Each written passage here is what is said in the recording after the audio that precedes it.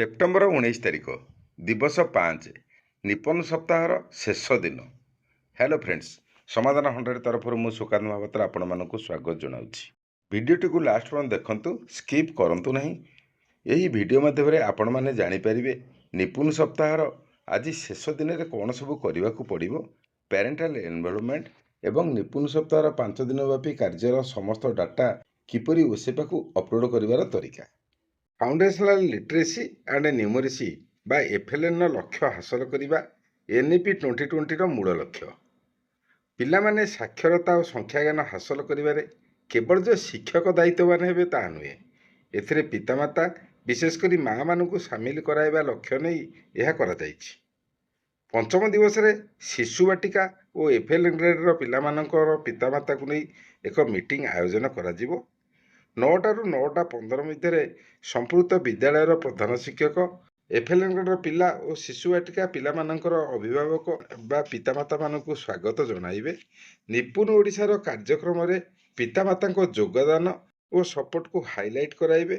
ନିପୁନ ଓଡ଼ିଶାର ଲକ୍ଷ୍ୟ ଓ ଉଦ୍ଦେଶ୍ୟ ସମ୍ପର୍କରେ ଧାରଣା ଦେବେ। 9ଟା 15ରୁ 9ଟା 45 ମଧ୍ୟରେ ପିଲାମାନଙ୍କର ରିପୋର୍ଟ କାର୍ଡ଼ ପ୍ରଦାନ କରାଯିବ। ଏହି ରିପୋର୍ଟ କାର୍ଡ଼ ନିପୁନ ସପ୍ତାହକୁ ନେଇ ପ୍ରିପେୟାର କରାଯିବ।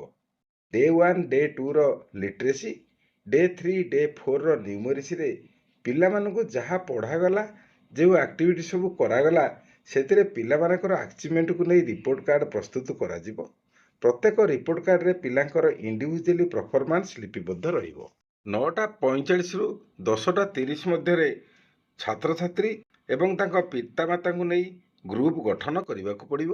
ଦଳ ଗଠନ ପ୍ରକ୍ରିୟା ମଧ୍ୟ ଏକ ନିର୍ଦ୍ଦିଷ୍ଟ କ୍ରମରେ ହେବ। ଶିକ୍ଷକ ଶିକ୍ଷୟିତ୍ରୀ ଶିକ୍ଷାର୍ଥୀଙ୍କର ଶ୍ରେଣୀ ଅନୁଯାୟୀ ତାଙ୍କର ଅଭିଭାବକଙ୍କୁ ନେଇ ଦଳରେ ବିଭକ୍ତ କରିବେ ଓ ସାଙ୍ଗରେ ବସିବାକୁ କହିବେ।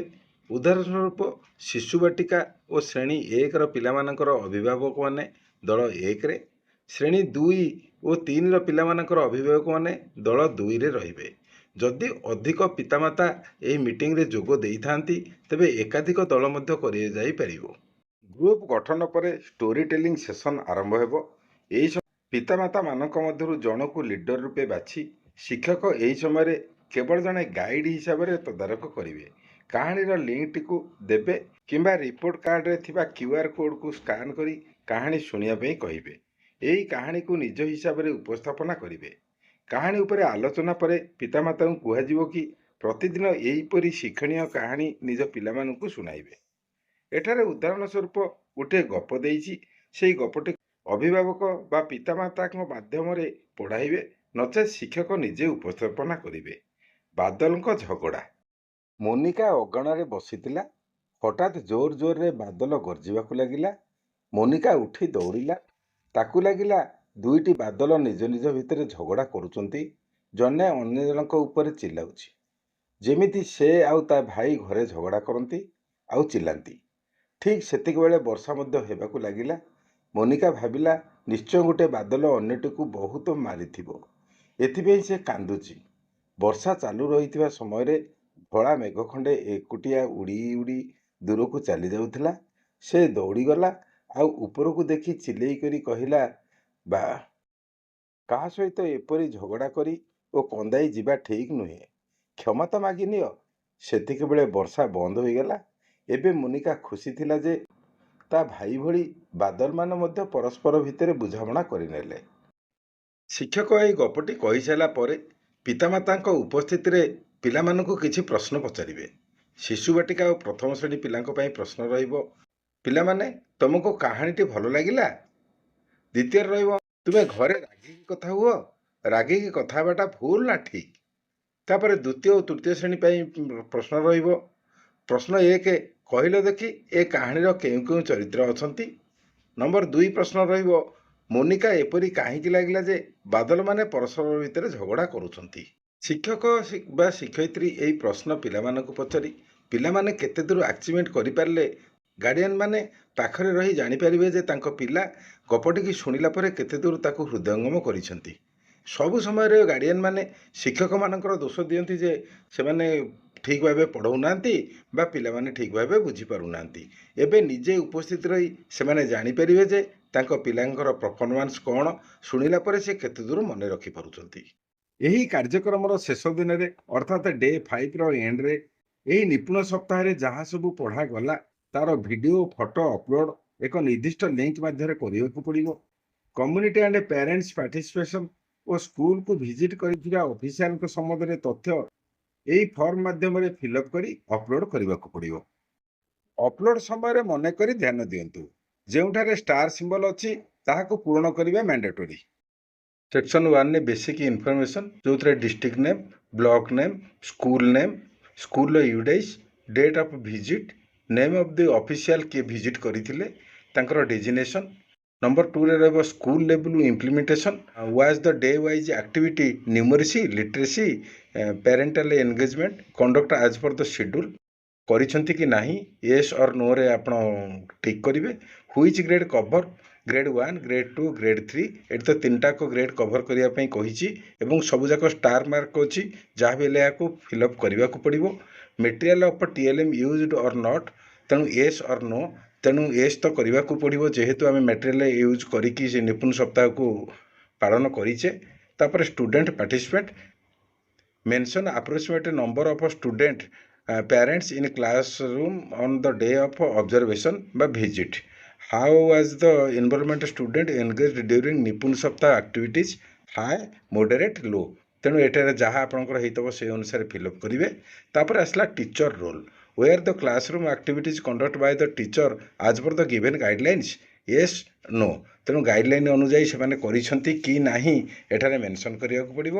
where story book, puzzle, game or other teaching learning materials were TM used during the classroom session, adequate, limited, not observed. ତେଣୁ ଏଠାରେ ତାହାକୁ ଫିଲ୍ଅପ୍ କରିବାକୁ ପଡ଼ିବ। ତାପରେ ଆସିଲା did the teacher encourage participate all student during classroom activities, yes or no. ତେଣୁ ଏଠି ତ ୟେସ୍ ହିଁ ଆମକୁ ଲେଖିବାକୁ ପଡ଼ିବ ଯେହେତୁ ଆମେ ସମସ୍ତଙ୍କୁ ଏନକରେଜ କରେଇଛେ। Headmaster role, was the school level academic planning carried out the term of material, seating arrangement and schedule for activities? Yes or no? ତେଣୁ ଆପଣମାନେ ସ୍କୁଲ ଲେବୁଲରେ ଏକାଡେମିକ୍ ପ୍ଲାନିଂ ଅନୁଯାୟୀ ତାହା କରିଛନ୍ତି କି ନାହିଁ ସେଠାରେ ଫିଲ୍ଅପ୍ କରିବାକୁ ପଡ଼ିବ।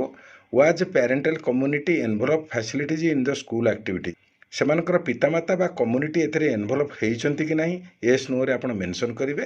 ତାପରେ ପ୍ୟାରେଣ୍ଟାଲ ଏନଗେଜମେଣ୍ଟ, ଯେଉଁଟାକି ଡେ 5ରେ ହୋଇଥିଲା। Were parents present during the school activity meeting at the day of visit, ତେଣୁ ଯେଉଁଦିନ ସେମାନେ ଭିଜିଟ୍ କଲେ ସେମାନଙ୍କର କୌଣସି ଏକ ଆକ୍ଟିଭିଟି ବା ମିଟିଂ ହୋଇଥିଲା କି ୟେସ୍ ଅର୍ ନୋ, ତେଣୁ ଏହାକୁ ଯାହା ହେଲେ ଫିଲ୍ଅପ୍ କରିବାକୁ ପଡ଼ିବ। Absent number of parents present, ପାଖାପାଖି କେତେଜଣ ପ୍ୟାରେଣ୍ଟସ୍ ପ୍ରେଜେଣ୍ଟ ଥିଲେ ତାହା ଏଠାରେ ଲେଖିବାକୁ ପଡ଼ିବ। Was the schedule student report card demonstrated during the meeting classroom interaction, yes or no, ତାକୁ ଫିଲ୍ଅପ୍ କରିବାକୁ ପଡ଼ିବ। Were any innovation practice observe in the school or classroom, yes or no ଲେଖିବାକୁ ପଡ଼ିବ। ତାପରେ community SMS envelope, were community members ବା school management committee SMC members present during the activities meeting, ଯେହେତୁ ସେମାନଙ୍କୁ invite କରାଯାଇଥିଲା ସେମାନେ ଆସିଛନ୍ତି କି ନାହିଁ ଏବଂ ଆସିଥିଲେ SMC ମେମ୍ବର ବା କମ୍ୟୁନିଟି ମେମ୍ବର ସେମାନେ ମିଟିଂରେ ଉପସ୍ଥିତ ରହିଛନ୍ତି କି ନାହିଁ ତାହା ମେନସନ୍ କରିବାକୁ ପଡ଼ିବ। ତାପରେ documentation and report, were photo video of the activity taken and shared, ଯାହା ସବୁ କରାଗଲା ତାର ଫଟୋ ଏବଂ ଭିଡ଼ିଓ ଅପଲୋଡ଼ କରାଯାଇଛି କି ନାହିଁ ୟେସ୍ ନୋରେ ଲେଖିବାକୁ ପଡ଼ିବ। ତାପରେ observation remark Bai monitoring officer, ଯିଏ ମନିଟରିଂ ଅଫିସର ଆସିଥିବେ ସେ ଏଠାରେ ତାଙ୍କର ରିମାର୍କସ୍ କ'ଣ କ'ଣ ଦେଖିଲେ, କ'ଣ କ'ଣ ନ ଦେଖିଲେ, କ'ଣ ବାକି ଥିଲା, କ'ଣ କରିବାର ଆଉ ଅଧିକା ଥିଲା ତାହାର ରିପୋର୍ଟ କରିବେ। Is there any issue identified during the visit, if yes whether issue have been addressed or not, ଯଦି କିଛି ଇସ୍ୟୁ ଯେତେବେଳେ ସେମାନେ ଭିଜିଟ୍ କରିଛନ୍ତି କୌଣସି ସମସ୍ୟା ଉପଗତ ହୋଇଛି କି, ଯଦି ହୋଇଛି ସେ କାହାକୁ ଏହା ବିଷୟରେ ଆଡ୍ରେସ୍ କରିଛନ୍ତି ତାର ୟେସ୍ କି ନୋ ଲେଖିବାକୁ ପଡ଼ିବ। ତାପରେ ସବୁ ସରିଲା ପରେ ଏ ଫର୍ମଟିକୁ ସବମିଟ୍ କରିବେ। ସବମିଟ୍ ବଟନ୍ ମାରିଲା ପରେ ଏହା ଆପେ ଆପେ ସେବାକୁ ଅପଲୋଡ଼ ହୋଇଯିବ। ଆପଣମାନେ ଏହି ଫର୍ମର ଲିଙ୍କ ପାଇସାରିଥିବେ। ଯଦି ପାଇସାରିଛନ୍ତି ତେବେ ଗୁଗୁଲ ବା କ୍ରୋମ୍ ମାଧ୍ୟମରେ ଓପନ୍ କରି ଫର୍ମ ଫିଲ୍ଅପ୍ କରନ୍ତୁ ଓ ସେବାକୁ ଅପଲୋଡ଼ କରନ୍ତୁ। ଯଦି ପାଇନାହାନ୍ତି ତେବେ କମେଣ୍ଟ ବକ୍ସ ମାଧ୍ୟମରେ ମୋତେ ଜଣାଇଲେ ତାହା ଆପଣଙ୍କୁ ପ୍ରୋଭାଇଡ଼ କରାଯିବ। ଏହି ନିପୁଣ ସପ୍ତାହର 5 ଦିନ ବ୍ୟାପୀ କାର୍ଯ୍ୟର ସମସ୍ତ ବିବରଣୀକୁ ରେଜୁଲେସନ୍ ମାଧ୍ୟମରେ ଲିପିବଦ୍ଧ କରି ରଖିବାକୁ ପଡ଼ିବ। ଏହି 5 ଦିନର ଯାହା ସବୁ ଲେଖାଯିବ ତାହା ପାଇବା ପାଇଁ ଚ୍ୟାନେଲ୍ ସହିତ ଯୋଡ଼ି ହୋଇ ରୁହନ୍ତୁ।